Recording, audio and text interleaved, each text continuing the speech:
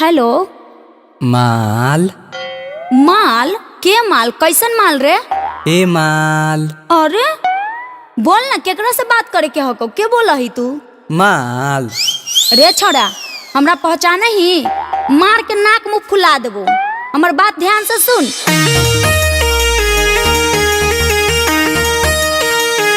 माल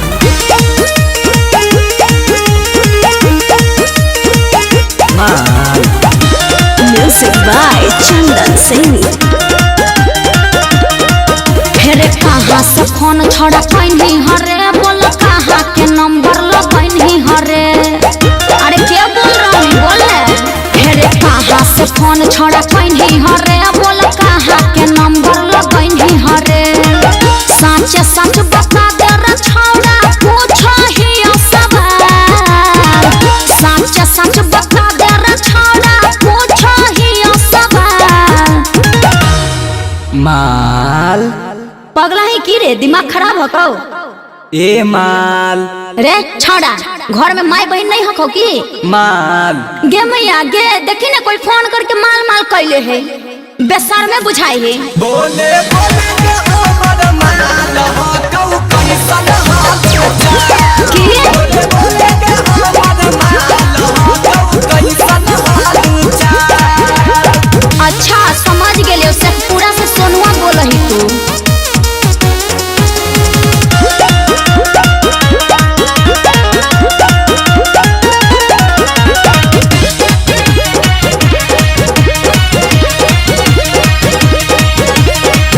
चेक कर नंबर छोड़ा, गलत हो कौला गल रे। लागो हो कोई धोखा दिलकौ, हो गई हो पागल रे। अरे पागल नहीं है ये तो लवर ही है। नहीं कोई गलती निशा देख हम कैली अंगे देखो नंबर छंगी यही से लगैली अंगे। बढ़ा चढ़ के बोला तो हो जाए तो बवाल। बढ़ा चढ़ के बोला तो हो जाए तो बवाल।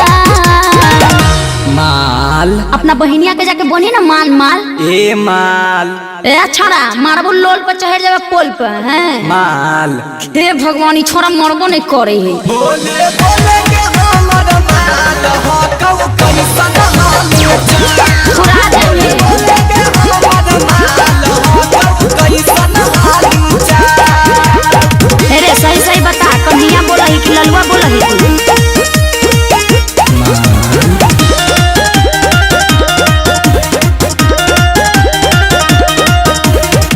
नहीं हो कि सुना त तोरा हो कि बुरा करे।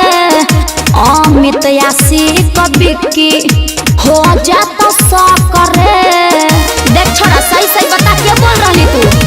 कहियो साचा छौरी बातिया रे मान गे। अच्छा हम हियो लवर तोर तानी पहचान गे। बतिया बनाबो हो कि बड़ी रे कमाल। बतिया बनाबो हो कि बड़ी रे कमाल। माल देख बेटा, तोर काल मंडरा रहलो है हैं? ए माल देख बेटा, मारबो ऐठ के तो रूम ही बैठ के। माल रे छोड़ा, दम हो तो सामने में मिल, चप्पल से चपलिया देबो। बोले बोले के हमर माल हो कौ कैसन हाल। बोले बोले के हमर माल हो कौ कैसन हाल। तेरे छोड़ा गोड़ पर रहियो, हमरा तंग मत कर, रख फोन।